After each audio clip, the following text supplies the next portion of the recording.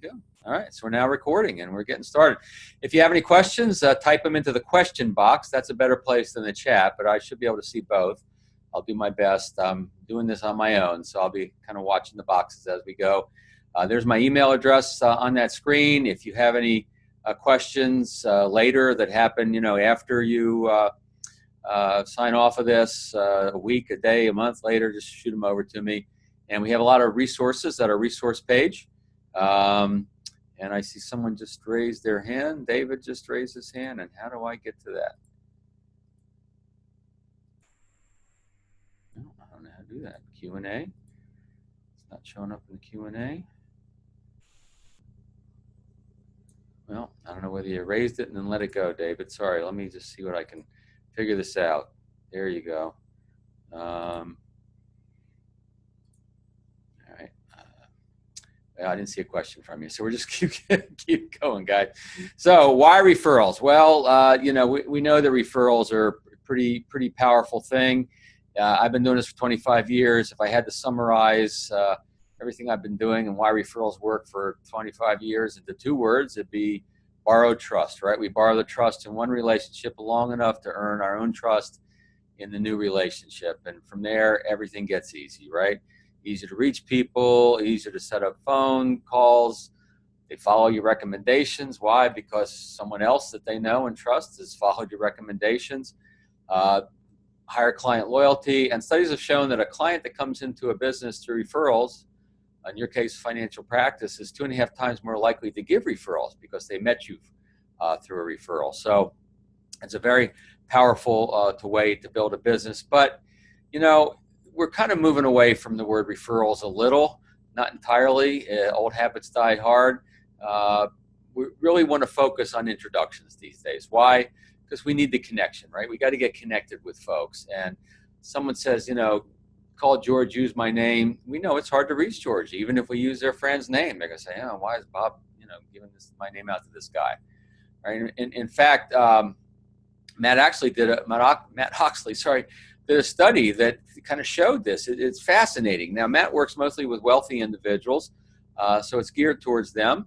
But I think it's probably true for a lot of folks. 83% said they don't like to give referrals. Right? Well, okay, so why am I in business? Well, what we know is that of his the business only clients, these are advisors, agents who have more of just a pure business relationship. 73% said they like to give introductions. And when you have that business friendship, which I've covered in past webinars and I'll cover in future webinars, when you have the business friendship, then what's happening is even more. These people like to make introductions. So that's why we're favoring the word introductions. And I'll kind of explode this as we go, just show you what it looks like for your business. Like I said, I've been doing this for 25 years. I've written 4 books on the topic. Those 3 are still in print that are showing on the screen. Get more referrals now. Don't keep me secret. Beyond referrals. I'm actually writing a new book called Radical Relevance. Here's what I've discovered. That while a lot of folks get referrals, even introductions, I was interviewing a group of kind of top producers for this one company getting ready to give a speech. And I said to them, when you get introduced, when you get referred, what do you say? What do you say when you reach out to them? And I was pretty astonished by the sameness and the kind of lack of relevance and compelling messages that these folks used. And yet they were still having pretty good success.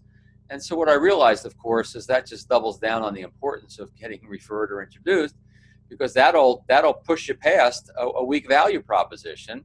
And with that said, I'm going to help you with your value proposition as well in my next book. So we're working hard to get that thing out as quick as we possibly can. And of course, today's program is about de-asking, about being appropriately proactive. But I'll show you how it fits in context with our entire system. Look, your opportunity is huge. For 25 years, I've been doing this, and here's pretty much what I've observed. Everybody's numbers are slightly different, but not a whole lot. 20% of your clients will give you referrals without asking. We should all be getting those. That's a sign of good relationships. We have to be referable, right? And another 20% or so will never do it, right? You can run into a burning building and save their children. They wouldn't introduce you to anybody. And doesn't mean they're not a good client. Doesn't mean you don't serve them well and help them, their family, their business. But probably not going to get anything from them short of a lightning strike. And then the 60%, that's the gold mine that most people are sitting on. This is your gold mine. This is your opportunity. You probably know that, and that's why you're here today. That's what I want to help you tap into. So I have kind of a hierarchy around referrals. And it goes a little like this: leads, all right? Leads are not getting any cheaper. You know, most people should wean themselves off of leads after the third year or so anyway. I understand if you're new in the business, you may need to take some of those, but we know they don't always close at a very high rate. You know, some people forget they even checked off some box requesting information. Most people don't want to try to build a business on that. And most successful financial advisors and agents and consultants, you know, have turned their back on leads years ago. A few, if they can get high quality leads, will still take them. But then the next level is the word of mouth. I kind of mentioned that already. Referrals, introductions without asking. You know, you get an email, you get a phone call. My friend George said I should talk to you. That's good. That counts, right? It's great to get that. It's a sign of high referability, but hard to build and sustain a business just on that, especially early on in your career. All right, now the referral, sometimes called the referred lead. Call George, use my name. I already mentioned it's hard to reach George anyway. And so that's usually not quite enough to get us cooking. Now, if we have a client who recommends that George take our call, right? George, take his call to be worth a few minutes of your time. Or Laura, you really should sit down with him. He's going to open your eyes to a lot of good ideas. Now we're getting recommended. That's really good. And that's very, very helpful. But we want to get connected too, right? We don't want just someone giving word of mouth with a recommendation. We want a connection with a recommendation. And that's what an advocate does. An advocate is someone who will recommend us, will advocate for us, and that their friend or their family member should at least, you know, hear what we have to say. And then they'll pay attention to the connection, right? Have you had clients who've given you a referral and introduction? They call you later. Have you talked to my friend? Or email, or they're emailing their friend. Have you heard from my agent yet? Right? It's pretty common to have that. And we want to get more of those. I was doing a coaching program for a small firm in Virginia Beach, and Brian said to me, Bill, these advocates, are they born? Is it in their DNA, or can we actually create them? And the answer is yes and yes. Some people are born that way. You probably have a few clients like that. They love to make connections for lots of different reasons. And that's good. And they pay attention to them, and it helps, and we nurture those relationships. And then others can be brought up to that level. And that's usually a matter of educating them on who you serve the best, how you'll handle that introduction, what it will look like. I'll cover a little bit of that as we go here today. And then I'll do a webinar down the road for Insurance WebX just on how do we create these advocates, right? What does that look like? So getting referrals, introductions, it's not just about asking. That's part of it. That's what we're covering today. But really, a bigger picture, it's about the culture. We're trying to create a culture of client engagement, referrals, and really introductions, connections with prospects, with clients, with centers of influence, etc. And it has to start with our thinking, our mindset. Don't worry, I'm going to get very strategic and very tactical, but this is important because if we don't have the right mindset, the right thinking, the right beliefs in place, all the strategies and ideas in the world, you know, will fall by the wayside. You won't use them because you may have some underlying thinking that's preventing you from doing that. So, you know, first of all, have you made the decision to meet prospects the way they want to meet you, right? Have you made that conscious decision to commit to the referral process? You know, we know that the way of the world is meeting people through other people, and the referral, the introduction is a warm way we get into their lives. So, you know, have you committed, or are you dabbling? And you know the difference. And maybe you've been dabbling, and that's why you're here today, because you'd like to create a stronger commitment. So it starts with that. Lifetime value of your clients. What's the lifetime value? Well, it's certainly the business you can do with them over a lifetime, but isn't it also who they can introduce you to over a lifetime? But if that's not your thinking, you'll miss that opportunity, right? We pay attention to our clients. We pay attention to who they know at the beginning of when we meet them and throughout the relationship, because we know at some point in time, those folks might be candidates to become aware of what we do as well. So we're thinking lifetime value. Giving referrals, right? Finish this phrase for me. As you give, you receive, right? The law of reciprocity. We know it works in all aspects of our life. And yet, a lot of financial professionals are reluctant to give referrals. I was doing a presentation in Nashville two Januaries ago. I'll never forget, this guy came up to me.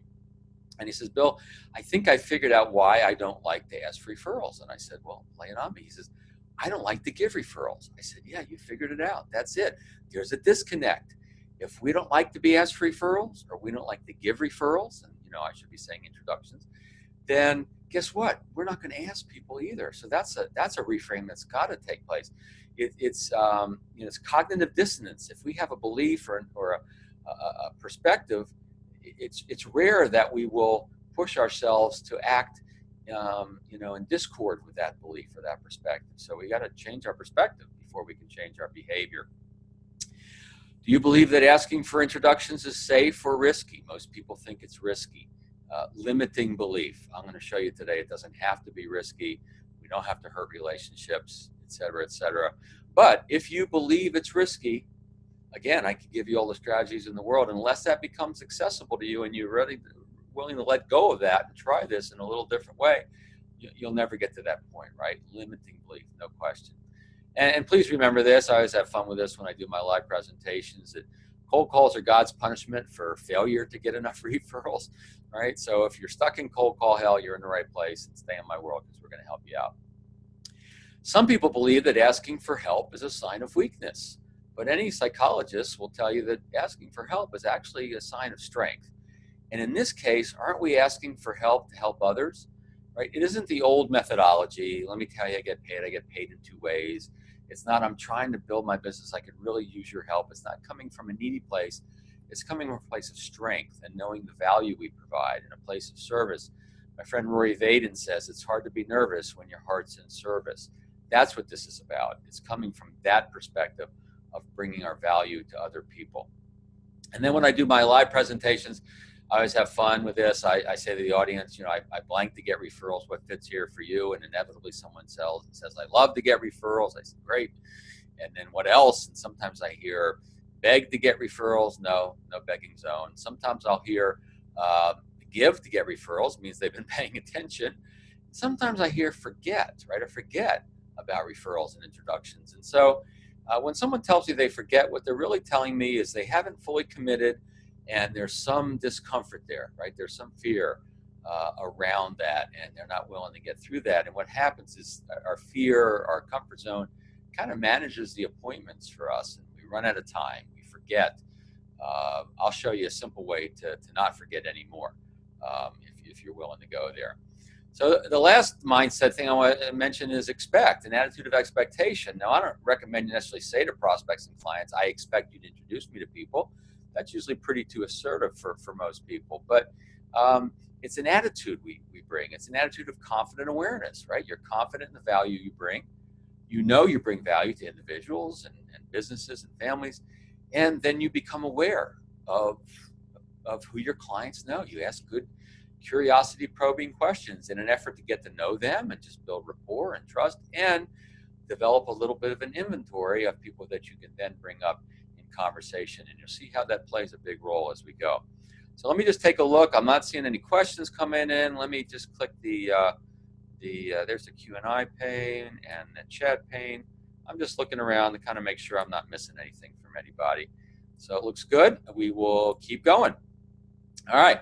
So I mentioned becoming more referable. That's not the main topic here, but I do want to just cover it briefly so you get the full context. You see how this plays a role in us being able to get more referrals and introductions. So Julie Littlechild did a study. She's based in Toronto of financial advisory clients.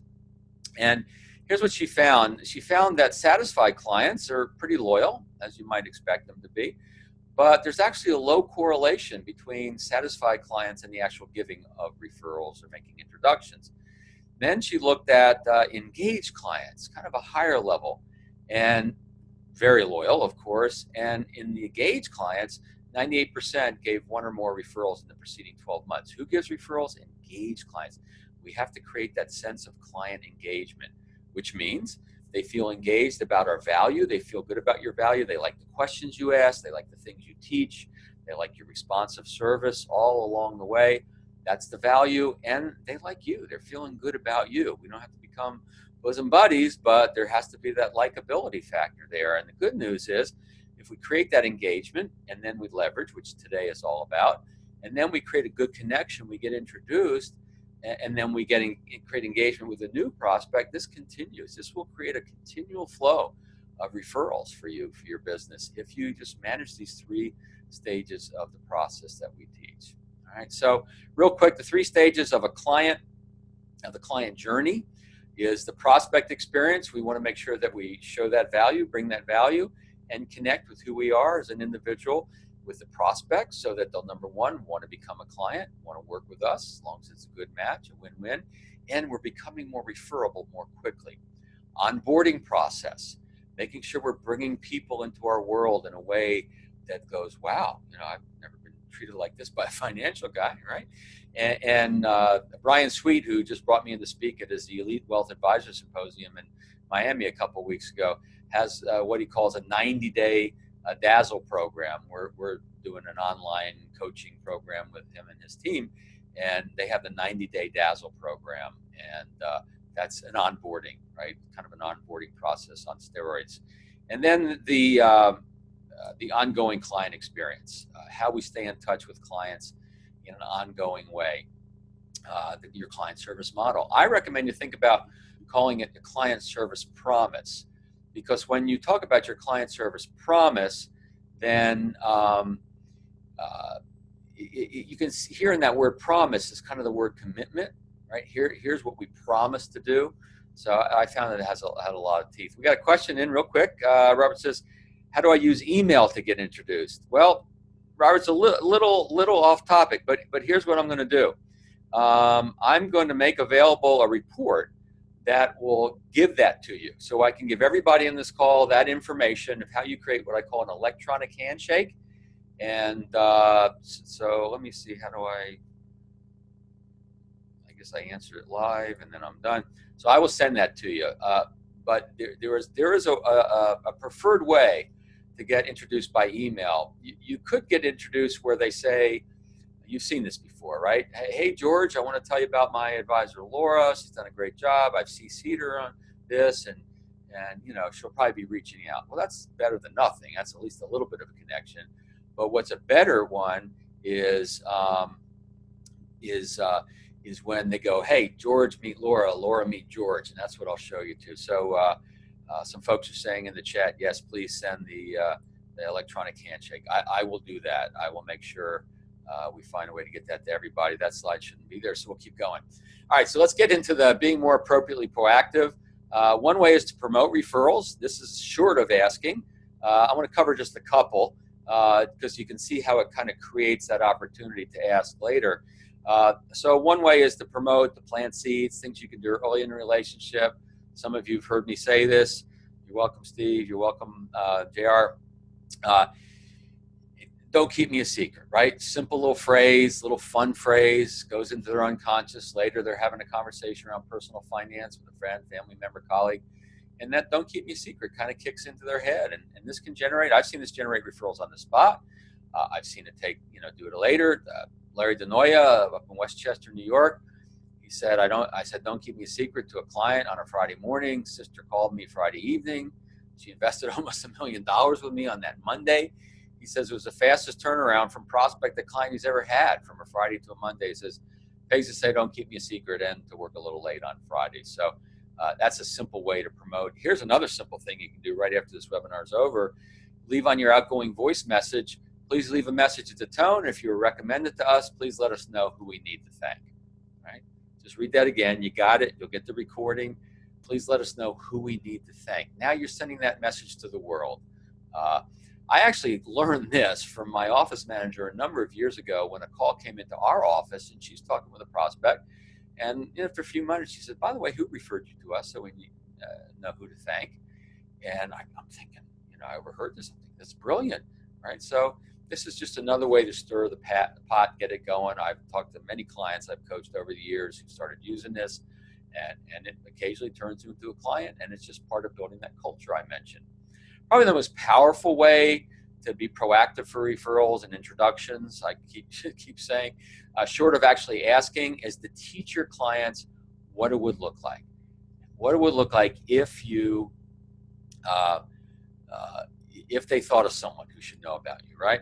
So let me give you a sense of what it must sound like, and then I have a way for you to get the scripting I'm about to give. So it goes like this. George, something I want to run by you real quick. Many of my clients like to introduce me and the work I do to others, and I just thought if that opportunity ever presented itself, it'd be good for you to have a sense of how I'd handle it so you'd feel comfortable. First of all, the work we do completely confidential. They're not going to learn about your financial situation from me, and vice versa. Even with close family, we're very careful. We don't cross that line. And we handle this sort of thing with great care, meaning I don't want to call people from out of the blue and surprise them and make them wonder, why did George give my name out to this guy, right? Nobody likes to get that kind of call. I like to work through introductions. So if you identify one or more people, we'll talk. We'll see, does it make sense for me to reach out to them? And how would you like to introduce me? We'll craft an approach that feels comfortable for you, comfortable for them, and at least, piques their interest in hearing from me. How's that sound? And that's an easy yes for a client. They'll say, sure. And now you've planted a very strong seed. And then the next time, perhaps you actually ask for some introductions. One of the things that this does as well is it kind of acts as a barometer. It gives you a feeling for their relationship to the referral process. If in this they react and say, well, I'm pretty private person, we say, no, I get that. I appreciate that. We'll only do it in the right way when the time is right. Or if they say, I'm not so sure. I've had some bad experiences with this. And now, if you still have time in the appointment, you can explore that a little bit. Say, tell me more. What happened? You can share, a little more of what you would do, what it would look like. So at least they're starting to feel a little more comfortable. Or you may back off for a little while. So it's a little bit of a barometer to get a sense of their relationship to the referral process. So I've got the verbiage. The thing, what I just explained to you, it's my gift to you. I will also add in the electronic introduction. So just shoot me an email. That's all I ask. I'm not sending this to everybody. I'm just sending it to folks who attended this call today, now live on January 31st. And just put WebX reports in the email. Bill Cates, not Bill Gates, we wish, right? Bill Cates at referralcoach.com. Put WebX reports, and I'll get this one and a few others I'm going to mention along the way as we go. So one thing I've learned about asking for referrals is that smart, confident people such as yourself, when it comes to being proactive, turn into a bowl of quivering jello. It's like, you're smart, you're capable, you're confident, but all of a sudden you get into this place of I don't want to look needy and all that sort of stuff, right?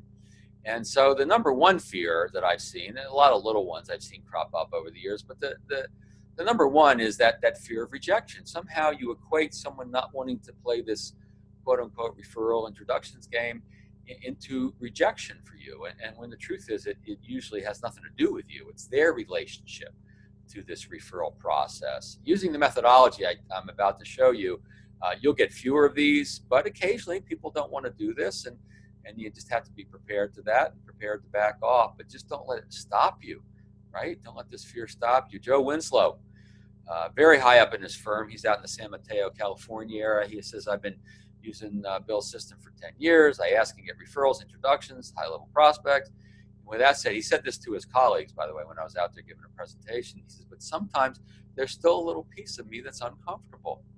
And then he said the magic words, I just don't let that stop me, right? He is very cognizant of his relationship to this little discomfort, this fear, and he just doesn't let it stop. He says it doesn't happen much anymore, but every now and then he feels that, but he just moves forward anyway. So, introducing you to our VIPS method, asking for referrals. Think of the referrals that you get, the introductions that you get, as the VIPs of your business. And that way you'll remember this little acronym VIPS. We got to get off this slide quickly so we don't give someone a migraine. All right, so the V is the value discussion, which is really the cornerstone of what I've been teaching for 25 years. This is a check-in conversation. You're checking in with prospects along the way. You're checking with clients just to make sure they're seeing the value. What value are they seeing? This is not a closed-ended yes or no question. It's not a setup.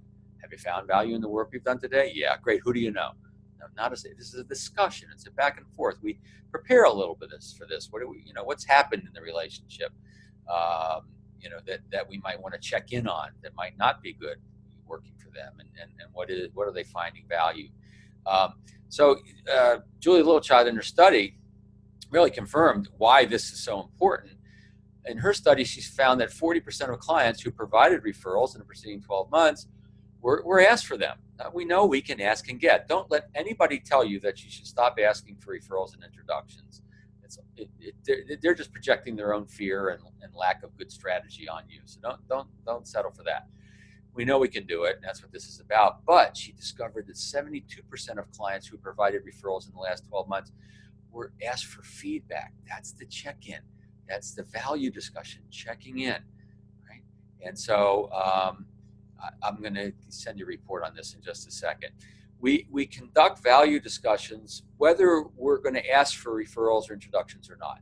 This, I believe, should become a normal, regular part of your practice, that near the end of every meeting, you're just checking in. Let your clients know to expect this, that this is how you work. This is to make sure that nothing slips through the cracks, to make sure that nobody sits on any complaint or resentment, right? And this creates that sense of engagement. So my second gift for you is the value discussion report. So this allows me to cover a lot more here live, and then I'll supplement with some of these things for you. So you'll have a lot of good info as a result of this webinar sponsored by Insurance WebX. So again, just send me an email. Say you don't have to send a separate one for each report. Just do it once. Put WebX reports, and I'll get this out to you. And let me just check the chat line to see if anything's come in. Not seeing anything, so I think we're good. And we'll have time at the end to just kind of say any last questions. All right, so the I is treat the request with importance. Why do we treat it with importance? Well, because we want to come across confident. We don't want to be needy. We know the importance of the work we do. It all goes together. How do you treat it with importance? Well, one way is to never forget. I mentioned the way to make sure you never forget. And that is always use an agenda. Every meeting, every business meeting you ever go on, they come to you, you come to them, have an agenda. It could be 3 items, could be 7 items, doesn't matter. And the next to last item are the words value discussion or value check-in, or it could be communication check-in, communication review, anything like that. Don't put referrals, don't put introductions on the agenda. Those, those words are emotionally charged for some people, and they may not be ready yet. But you're going to check in. That's your reminder. That's your personal accountability to have that value discussion. And if things are looking good and they see the value, then you can go to the next step. That way, you'll never forget again, and you got to manage your appointment to the agenda, right? Another way to treat it with importance is to talk a little bit about why you do what you do. One of the things I teach in the webinars around how to become more referable is in that prospect experience, talk about your client-centered why you believe in your value. Something happened to you or a client or a family member, a client-centered why. And you believe, here's a generic one, you believe that everyone deserves the opportunity to make an educated decision that's in their best interest around their financial lives, right? And so that's what you're bringing to the table, and you believe in that. And everyone should at least have a look and make the right decisions for themselves. And so this is a place you can bring that back, and that's, again, treating with importance, just with your demeanor, the confidence you bring to this, and not being weak and wishy-washy. Permission to brainstorm. This is what takes the pressure off, because we know that not everyone likes to talk about introductions. Some people are comfortable right away. Some, warm up to it. Some don't ever want to do it. So what we're doing is trying to get buy-in, to explore, to collaborate, to brainstorm, whatever word you want to use, kind of a give and take. So we might suggest an individual or a category of folks, and maybe they don't know anybody at that category, or maybe they don't feel comfortable introducing you to their Uncle Ernie, and you say, well, that's fine. We're just brainstorming. I do have a couple other ideas. Can we keep the conversation alive? And so we're making it a give and take, but with no pressure. We're trying to identify the people willing to have this conversation and those who don't want to have this conversation, and proceed accordingly. And those who do, great, we move forward. Those who don't, we back off, we plant the seed, we do it down the road. S, suggest names and categories. And this means come prepared and let your client or prospect or center of influence know that you've come prepared. So what does that look like? Well, it looks a little like this. The bullseye would be specific people they've mentioned. This is the easiest, most confident way to approach clients and centers of influence for introductions. Remember, people don't like to be asked for referrals, but they love to give introductions. And so whenever you hear a client mention, someone they know, could be, family member, friend, colleague on the board of directors of their industry association, you name it, you're writing it down. You may not be jumping on the opportunity right then, that may not be appropriate, but you're writing it down. You got this little inventory, and then you can bring it to the table here. George, how do you feel about introducing me your sister-in-law, Laura, and her husband? You mentioned they're in the area. You said they're pretty successful, and you also said they're busy. And whenever I hear successful and busy in the same sentence, I know there's a good chance that maybe they aren't taking the time to focus on this important part of their lives. Can we come up with an approach to introduce me that would feel comfortable to you? Right? A very specific, clear request for an introduction. Now, if you can start there, or if you don't have that, then you can move out the ring a little bit, and that would be specific categories of people. Could be what was going on in their life when they met you. Could be a life event, could be a money emotion type of category. George, you came to us because you were changing jobs. George, you came to us because you were getting serious about planning for retirement. Or George, you came to us because you inherited some money and you wanted some guidance on that. Whatever the category is, you can just start there. Gosh, do you know anybody else who might be in a similar situation who should at least be aware of us? And so you're moving out a little bit. I think you can see, the power weakens a little. LinkedIn, lists, directories. I'll do a webinar on LinkedIn at some point, how to use that. But essentially, it's a way to create a list. The challenge with LinkedIn, as you know, is that we're all connected to people that we don't even know who they are sometimes, right? We've said yes, and for whatever reason, we thought quantity was better than quality. You know how LinkedIn says, it tells people it's your work anniversary or whatever. You don't even know if it's your work anniversary, but somehow LinkedIn thinks it is. And then you start getting all these congratulations. I've been getting a lot of those lately, and most of the people I don't even know who they are. So, I'm happy to serve them and happy to bring value to them. Don't get me wrong, but I wouldn't be able to make any introductions to them or vice versa. So that's the challenge with that. Now, so where LinkedIn tends to work the best is in a niche, in a vertical market. If you're creating that reputation for yourself and targeting folks, let's say in a large company or in a specific industry or university, for instance, that's where I found this can work really well, because Professor Jones probably knows Professor Smith. And so the odds are much higher. One way to have fun with this, by the way, is you can say, Professor Jones, I made a list of some of the other professors here in Vanderbilt. And, I thought I'd run it by, and, if you were me, who would you avoid at all costs? And they'll laugh and they'll say, give me that list. Let me look at that. Right. And you have a little fun with that. And the final, outskirts of this, I guess, outer ring would be open-ended brainstorming. And there's nothing wrong with that. You just don't want to start with it. You don't want to say, hey, who do you know we can help? Because what happens? It fizzles most of the time. So start specific. Let them know you've got a couple ideas. You can say, I got a couple categories I'd like to run by you. Or you've mentioned a couple folks in past meetings. I want to just run by you, see what you think. And then you expand out of there. So maybe you suggest one or two. Maybe they're willing to introduce you to someone. And you say, well, that's what I came prepared with. Gosh, who do you think should be aware of what I do? And sometimes they'll have somebody, one or two or three. Sometimes they'll pull out their smartphone and they'll start going through their list of friends. That's a beautiful thing, right? So, it goes essentially like this. I'm glad to see the value in the work we're doing. So let's say it's a review meeting. All right, let's use that as the context for me to demonstrate this. George, let's shift gears for a second. Let's put the market aside. Let's put the economy aside. Let's talk about something we can control, which is our communication, our overall working relationship.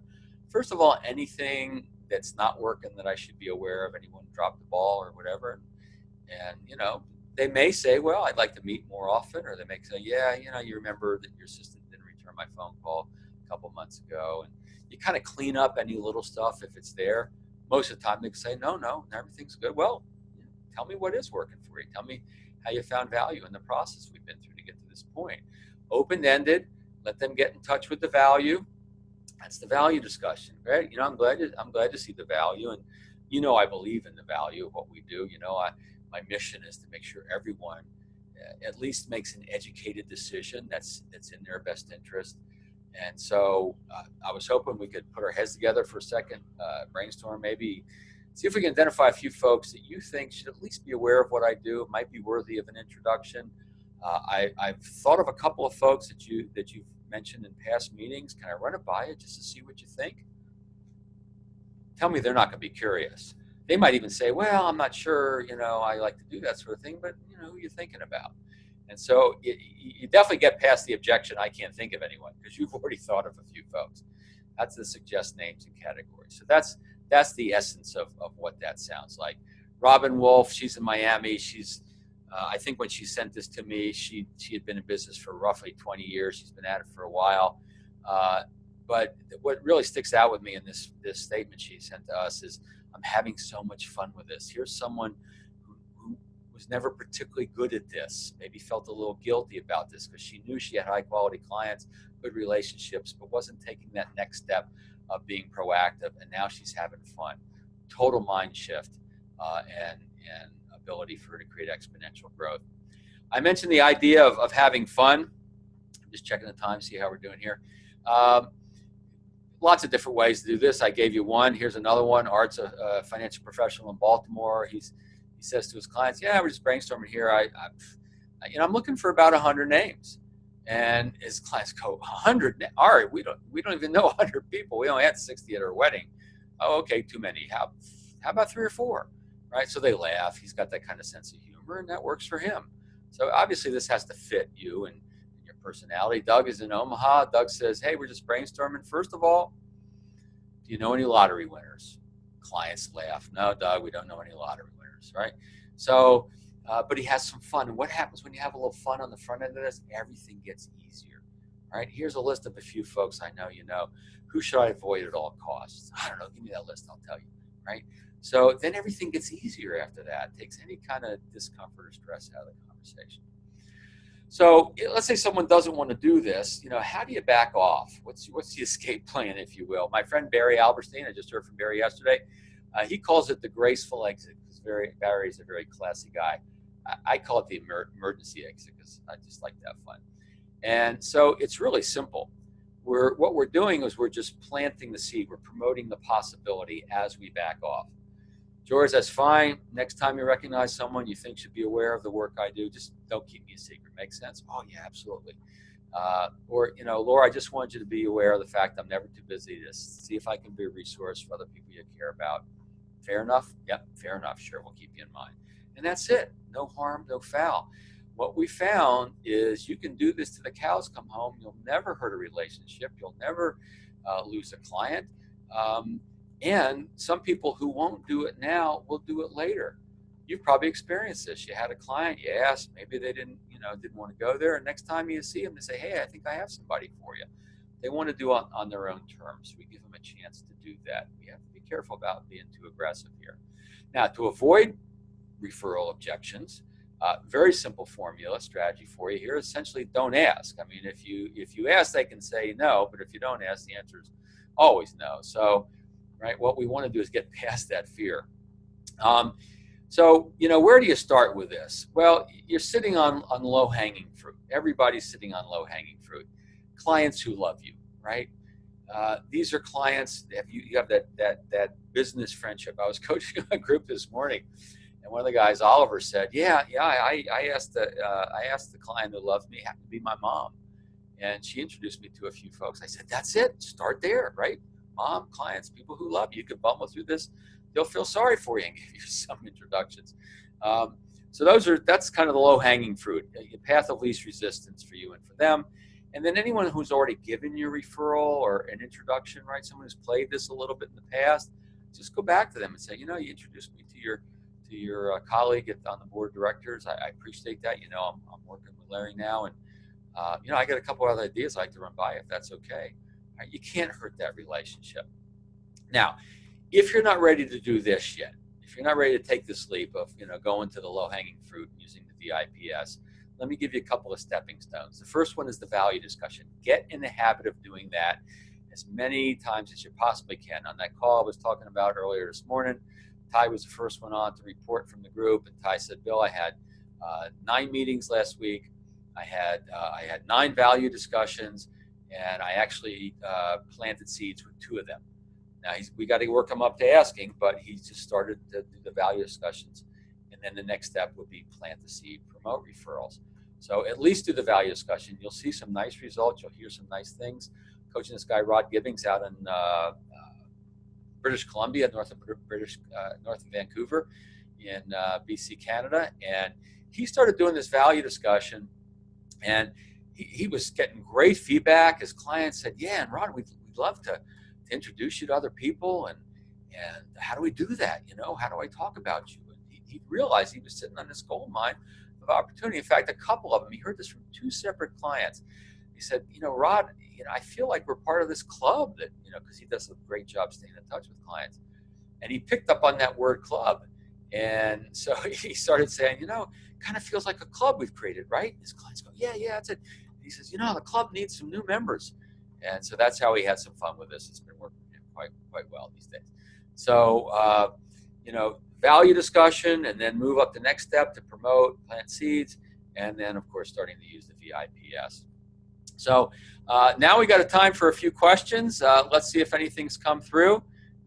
Remember, if you want to get those reports, just send me an email. Bill Cates at referralcoach.com, says WebX reports. So one question is from Greg. Greg says, should you do this on the phone, in person? What's the best way? Well, Greg, let me give you and everybody the hierarchy of best way to do this. Number 1, in person, always the best. You can see body language.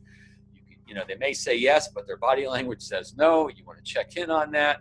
I asked a guy for referrals once over the phone, Howard Henderson, never forget, in South Carolina, Spartanburg, South Carolina. Dead silence on the other end. And I said, Howard, did I make you feel uncomfortable? He said, no, Bill, I'm just thinking, right? So in person, the best. Now, phone can work. Phone's usually best when you have 1 or 2 specific introductions you're looking to get introduced to 1 or 2 specific people in their life. It doesn't take as much time. Most of the time when you're on the phone with clients, even sometimes centers of influence, if it's not a scheduled call that you've set aside to talk about a few things, then usually you and they are trying to get off the phone pretty quickly. So usually you can do a specific one. Hey, Margie, good to see you. I'll answer your question in a second. They're coming in now, guys. The third one would be, can I ask with an email? Well, you can. I ask for referrals, introductions, and emails on occasion if I have a really good relationship and if I have a specific person that I'm looking to get introduced to. Brian, how do you feel about introducing me to Carol? And then we can do that through email. But otherwise, not as powerful. And then some people like to do a letter to their clients. I don't really advocate it. It's usually very unproductive, wasted postage and labor. Better off to send a letter just teaching people how you would handle it if they thought of someone, right? So let's see, Margie say, Bill, isn't it better to ask referrals when you are delivering the policy instead of during the sales process? Please advise, all my sales are on the phone. This is for long-term care. Yep, I remember. And yeah, I mean, that's kind of an ideal place is a policy delivery. If you're kind of delivering it over the phone, so to speak, walking them through it. Yeah, it's good because it means to get to that point, you've had a meeting or 2, you've provided a couple recommendations, you've gotten to know them a little bit, and you've established some value. Now, can you ask sooner? Sometimes. You can say, by the way, we know that a lot of people have a lot of different opinions around long-term care insurance. Have you talked to friends or neighbors or anybody about this? Oh, yeah, one guy said I shouldn't do it. Another guy said he has it. Yeah. Or, you know what I mean? You can see, are they talking to other people? Yeah, I've got a neighbor who says wants to know how my conversation goes with you. So sometimes you can open up the conversation before you get to that policy delivery. So just be aware of those open style personalities. But if you just make it a habit of doing it, then you're going to do pretty well there.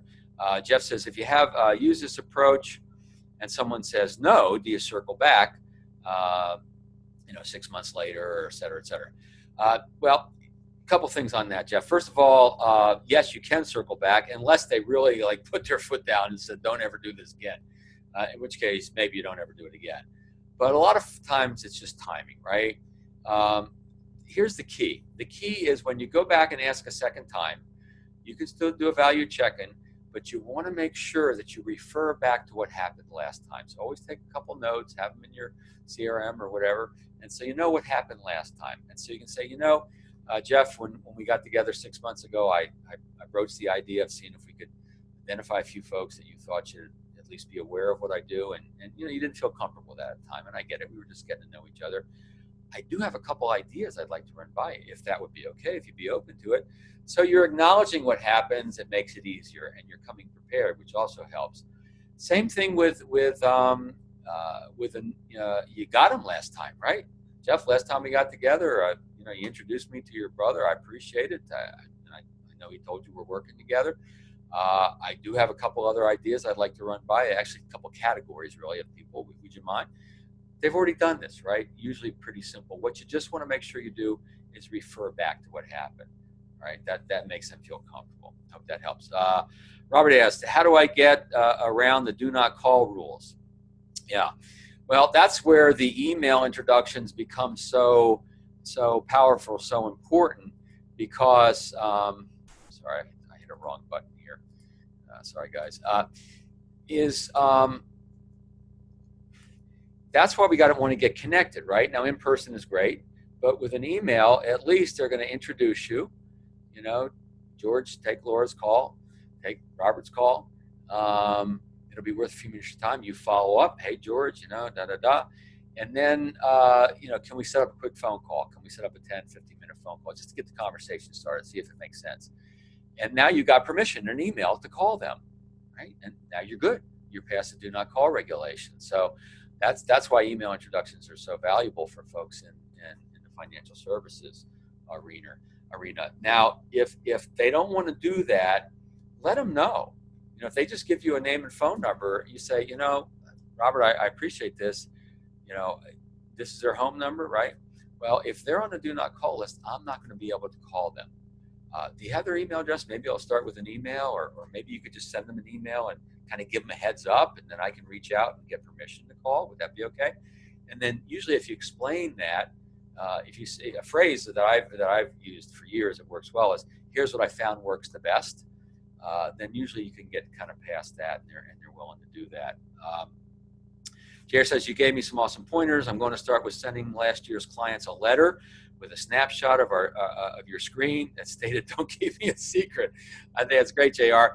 I've actually, it's funny you said that, because I've actually had people tell me over the years, just occasionally, that they've set my homepage or one of my pages as their kind of their screensaver, right? Which we don't need as much as we used to with today's screens. But so he knew that whenever he opened up his browser, he'd see Referral Coach, and that would be his reminder, right, to do this. So yeah, use that. It's fine. I've seen people do to create their own thank you cards, which says thank you for not keeping me a secret, or on any thank you card, you could write that on the inside. I do that myself. Thanks for not keeping me a secret. And so yeah, have fun with that. It is a fun thing. Well, those are the questions, and we are just about out of time. So I hope you found this available. One more, thanks. You're welcome, Co. And again, we'll be sending those reports. If you sent me that email, the 3 reports is electronic handshakes, and well, I know what they are. We'll get them to you. And then we'll be doing more for WebX. Every quarter, we're going to do these through Insurance WebX. And I'll also show you how to get in my world a little bit, because we do other webinars not through them. And when I send out the recording, I'll show you how to do that. If you want to stay in touch with this sort of stuff, I'm happy to serve any way I can. Always looking for opportunities to speak at agencies, at conferences, and whatnot. So if you're in a position to recommend or introduce when it comes for a speaking opportunity, please don't keep me a secret. All right, guys, thanks so much, and hope to talk to you and see you again. Thank you.